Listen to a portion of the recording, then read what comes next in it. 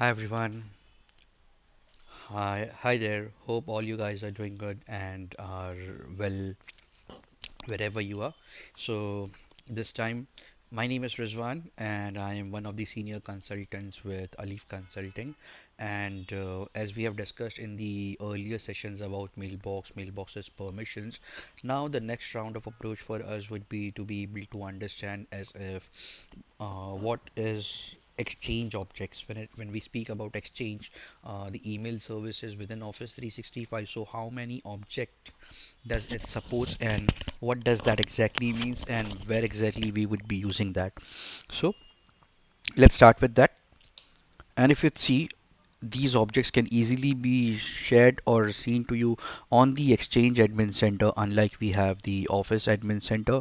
And the very first one, which states as mailboxes. So mailboxes is one of the key Exchange object type wherein is being able to receive or send emails and is a mailbox, a container, a storage container for emails, tasks, calendar, meetings and invites. So that's being used for procuring your emails with the help of a container called as mailboxes. The second one is considered or called to be as groups. So what types of groups lie in groups and what types of minimal objects gets stored with mailboxes, we are going to see that in the next slide, but we just need to understand as if what different types of objects does Exchange or Office 365 Exchange Online supports. The third one is resources shared mailboxes. We can still treat it under one single umbrella, that is mailboxes, because the recipient type for both of these three objects, mailboxes, resources and shared, seems to be user mailbox when we talk about the recipient type. So resources, groups, mailboxes, and the fourth one happens to be contacts, wherein it again has two different objects associated within contact feature, that is called as mail user and a mail contact. Now, why are these being used or why are these being widely used? We are going to talk on that or talk about that.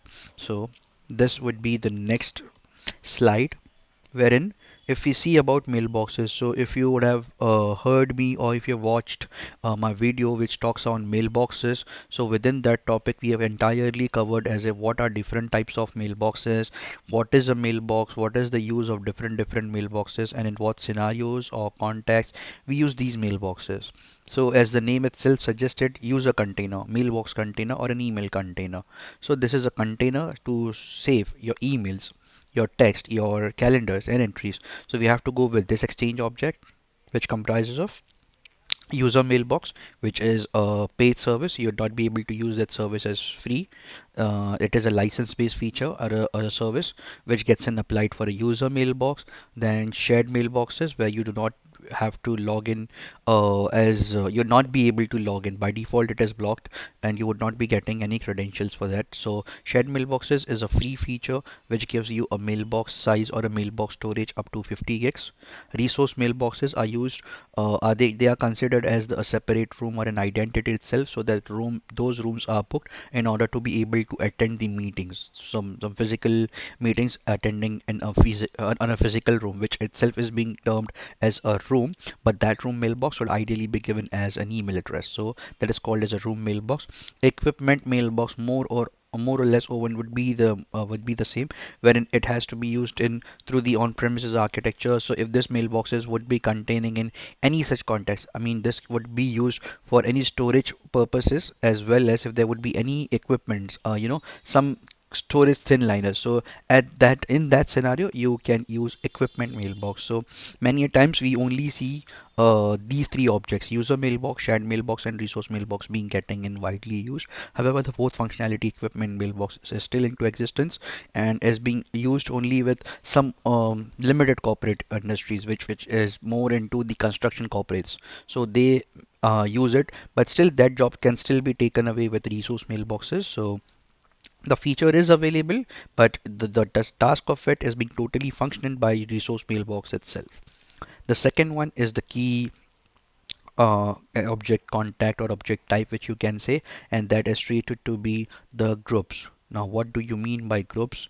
Definitely, unlike our normal contact groups, which we have in our mailbox contact or in our social day activities, like some groups wherein it would be a simulation or an aggregation of multiple people, two or more than two people. So, that stuff is considered to be a group. Now, what type of different groups Exchange or Office 365 supports within Exchange Online are four different types of groups, mainly considering to be distribution group, dynamic distribution group, Microsoft 365 group, also named as Office 365 group, and Mail Enabled Security group. And there's also a security group, which again is being taken away with Mail Enabled Security group. So, what is a distribution group?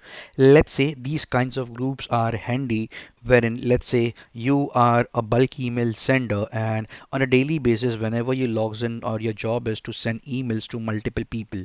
So, those multiple people could be 10 people, 15 people, 100 people, or more, like till 400, 500. By default, a distribution group or an email sending group can send up to 500 recipients. Now, recipient is a different term which I'd be explaining you later on. But just try to understand. Let's say if I need to manually send an email to 20 people, and if I click on a new email button, either it is on the Outlook client or on the webmail, it would be giving me a field called as to CC and BCC. So if in the to field I need to send an email, or in any of the field to 20 people for an example, so I need to type in 20 email addresses or 20 recipients. That thing is actually called as a recipient. So at that time, rather than being, and this is my daily work, this is not like a one time activity wherein I'd be doing this, so I need to send that email across to those 20 people so that those 20 people receives it at the same time. There is two way of doing it. Either I can set separate emails, or I can set one email adding 20 people. And how this would do is, this would be sending it an email. But if I need to get it done in one single touch, what I can do is I can just add those 20 people in a distribution group. I would be creating a group. That group type would be considered as a distribution group, and it would be asking me to add the members. So when I'll add those 20 members, so this distribution group would also be containing its own email address. Unlike when I would be sending the emails to those 20 recipients, I would just be entering the email address of this distribution group. So what it is going to do is, unlike sending emails to those 20 people, the email would be sent to this distribution group, and the job of this distribution group would be to forward those emails to those 20 recipients who are a part of this distribution group, or who are the members of this distribution group. Now keep one thing in mind, that whenever you send an email or an invite in any form, that is actually as an email, and there is one very basic rule, that emails are always delivered to the mailboxes. They never get delivered to the groups or stuff. So whenever someone is actually talking about delivery and failure of an email, so you need to keep first thing in mind that they are talking about emails, and emails have to be received in a container where they can store and set. So that is called as a mailbox. So distribution group is not a mailbox, it is not a container, it is a group. So the job of this group is to expand that email, meaning once that group receives it, now should be asking me, if this container does not, if this group or the identity does not have a mailbox, then why an email address is associated with it? What's the job of it? So the job of it is that email address, we would be sending this email, because this is an identity within an identity. So whenever we would be sending an email to the distribution group name, the job of that email address would be to forward that email to the members who are listed within it. So that is the job of a distribution group. Now there's a catch to it. You know, let's say you have created a distribution group with 20 people, and now what your job is, whenever you have a new email and it is being asked that you need to forward that email to this 20 people, you are going to do this. But what happens when there are some organization, if there are new people, let's say there are five more people added into the organization, and management has asked you that those five people also need to be a part of this group, and you need to set these emails to these people as well. So what you can do is, you can just go to the properties or the membership of this distribution group and add the remaining five people, and with this way your job would be done. But the challenge is what happens if you would be getting this five people or one people or three people on a daily basis. So that would no longer be a fixture for you, a fixed job for you. Every now and then before you send that email, you have to add those people. And after adding those people, you then need to send that email to that distribution group so you can ensure that email gets delivered to the recipients within other members who are within it. So to overcome this, Microsoft came with the feature or with a group called as dynamic distribution group. As the name itself says, dynamic. Now we do not need to add any members to this group. This is basically a query based group wherein you would be creating in a query, and that query would be cached up with the group with the recipients, and automatically whichever object we have meshed within the query itself, automatically those members would get added. Let's say whichever user who joins new to my organization, I'll just take that same example of 20 people, and within those 20 people, what I'm going to do is in the office admin center or in the exchange admin center, there are certain parameters like city, office, manager, and phone number. So these are all called as unique attributes.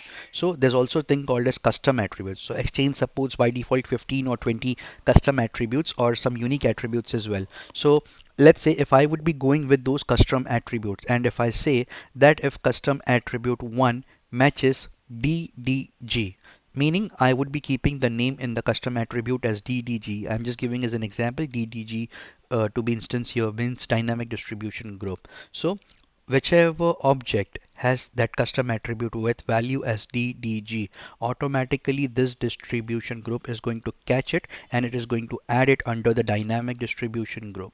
So even if the new 5 members comes in or 100 members comes in, so you do not have to go add that member into the distribution group manually. No, you would just be going to that object, you would be changing its custom attribute to DDG, and automatically when the next thing happens, that dynamic distribution group is going to add those remaining 5 people, 3 people, 2 people, or whichever people they are going to, the management or the people is going to ask you to be able to add it into the group so that the emails are sent. So the basic core difference between dynamic distribution group and a distribution group is dependent is the query which is supported by the dynamic distribution group, but in distribution group you have to manually add those people so that they receives an email.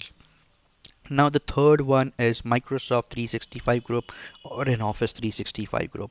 So till the time when there was no Teams or OneDrive or SharePoint, Office 365 group was being widely or broadly categorized or compared with public folders. It is also a storage container where you can store emails or store your content so that they can be accessed by the members who have the permissions. So Microsoft 365 group actually gives you a mailbox, but within this mailbox, yes, it would similarly almost be similar to the shared mailbox, but yes, you would not be able to log in again as the shared mailbox. Whoever would be the member of this Microsoft 365 group, those people would automatically be seeing in these identity or these entity attached to their Outlook mailbox. But what this would do is this would be these groups, any member who would be adding with this, it would be creating its closed identity and would be having all these features. Nowadays, even if you go to SharePoint or if you create a team within Microsoft Teams, so at the backend actually an Office 365 group or a Microsoft 365 group gets created.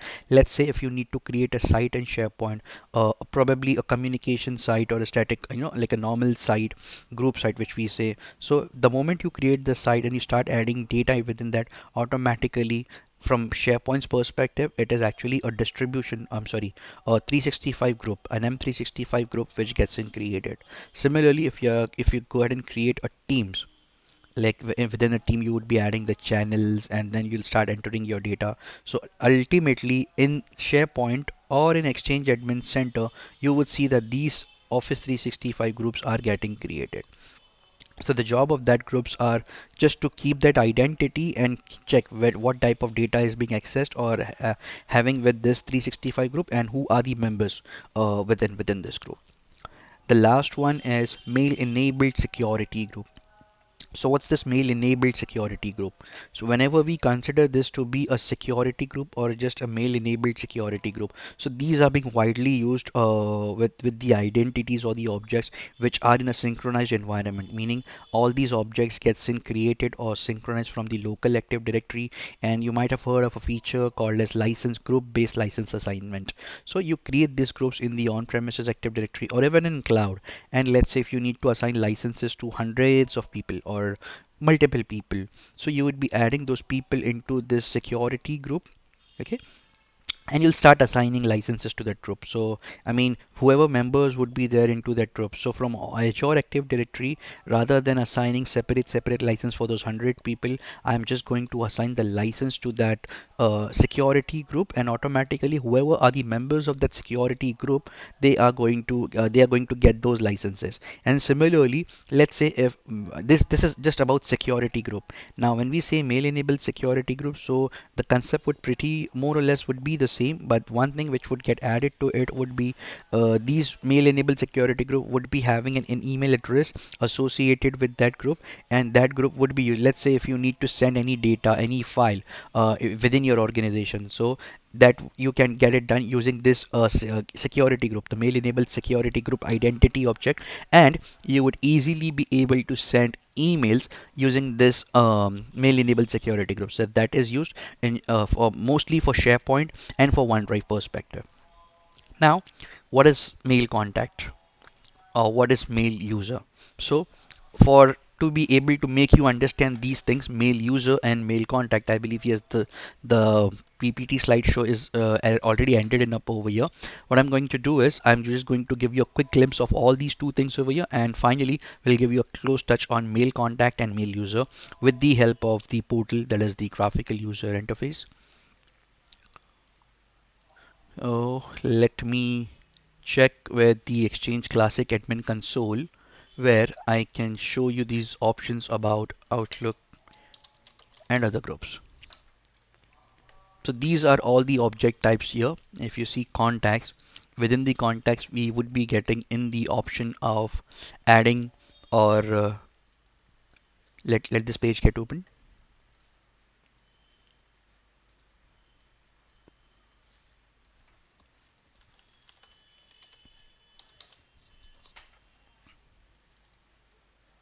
I believe it's simply not getting open. Let me quickly check this. Hi again. So it was basically a browser cache issue. I have just signed out from my account and signed back in. And if you have closely monitored with the first image or the first, so this was the page which was talking about all the object types. So if you see in mailboxes, we see these are all the object types with user mailbox. Resource mailbox would be showing the type as room mailbox, and the shared mailbox would be showing it as a shared mailbox from the column itself. Now, talking about groups, as we just discussed, that was distribution group, dynamic distribution group, mail enabled security group. So these are the types. You see, Microsoft 365 group.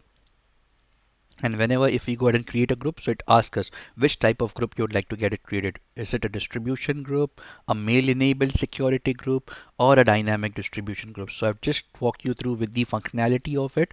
And if you would like to check with the members within this, see, so this is a distribution group, and you see these are the members for that group. However, if you would be creating in a query, you can get this created with the help of a PowerShell command as well, and you can easily, so I have used this query to be able to get it created.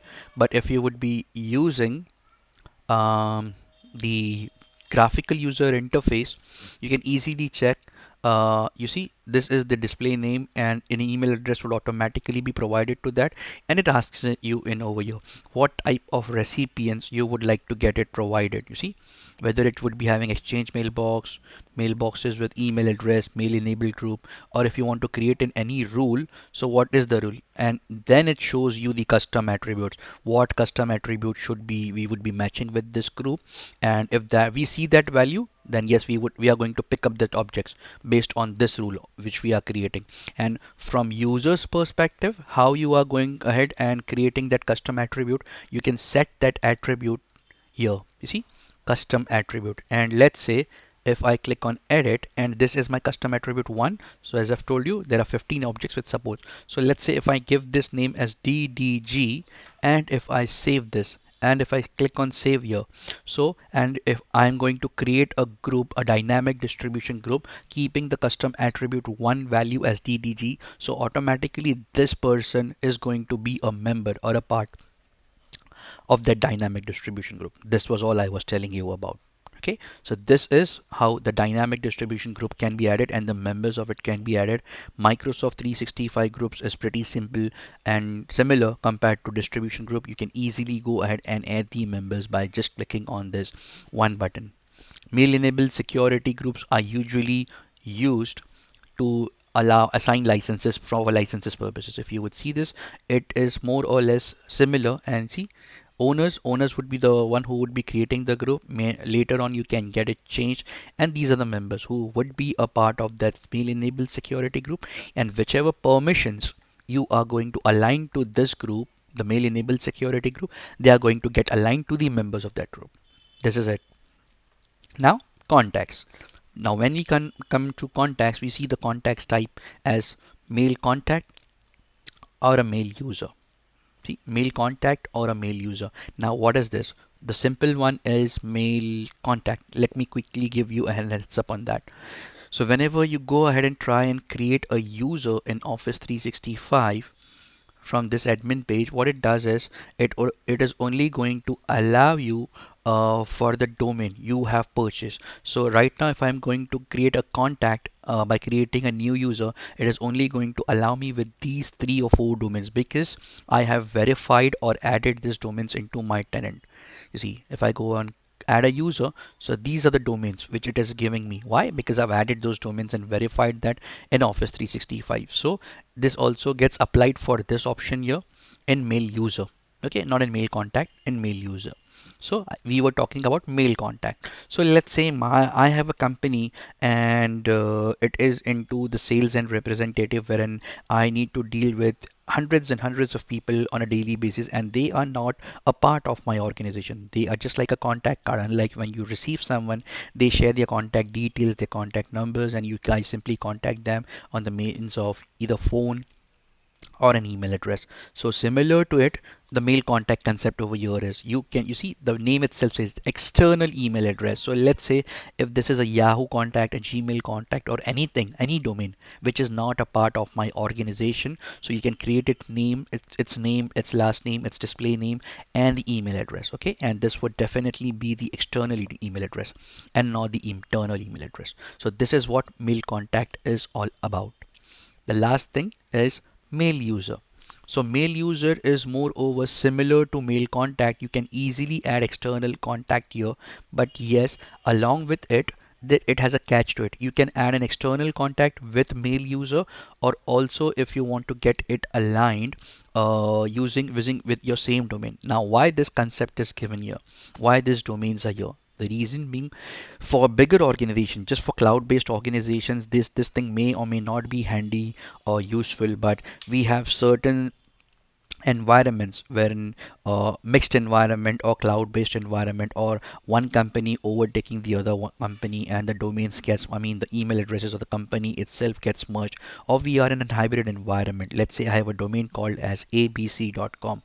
I also have some of the users or the mailboxes in the on-premises environment and some of them in cloud environment. So even if you would say it hybrid, it would be a logical understanding. However, when talking about physical connectivity, these two would be two complete separate organization.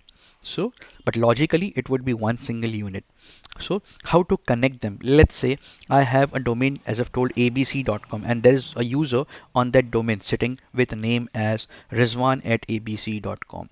And if I am into a hybrid organization, and let's say if I've created this object in Exchange on premises, the on premise one, Rizwan at abc.com, and the next time I am trying to create the same name in cloud, however these two have nothing to do with it, but yes, there is a logical relationship between that, and that is the reason when I am going to create a new contact with name, even a new contact, a mailbox, a mail user, anything, it is not going to allow me to create it. The reason it would say that user at Rizwan at user.abc.com is already taken away, and you would not be able to use this. Kindly use some else value. Why? Because logically it would still be considered as one single organization. Now, why is this? A question should be there. Why is this concept? So the simple answer to that is, if I have the same domain added both the places, on premises and cloud. I have some mailboxes on premises, I have some mailboxes in cloud. And let's say if this internal user wants to communicate with each other, but one mailbox is in the on premise, one mailbox is in cloud. So these logical separation makes it understand, makes tells exchange that I see that the mailbox is not there, but the mail contact is there. And as I've told you, emails always get delivered onto mailbox and not mail contacts or groups. So that mail contact would be having the external address, okay, and that external address would route that, yes, hey, I do not have this person's mailbox with me, but yes, I do have this external address with me. So that is called as target address, and it would deliver the email to that target address, and with that way automatically the email would be getting and delivered. We'd be learning this when we would be walking you through in the hybrid scenario, but in like in a briefing session, just try and understand that mail user can also be used as an internal contact as well as an external contact. Okay, so this is all about mail user and mail contact. And with this way, we would be ending with our session with this on this line. If you have any questions on this, feel free to contact me, and I would be more than happy enough to help you on that. That is all from my side for this session. Thank you for listening, and stay safe, stay blessed. Have a good day. Bye bye.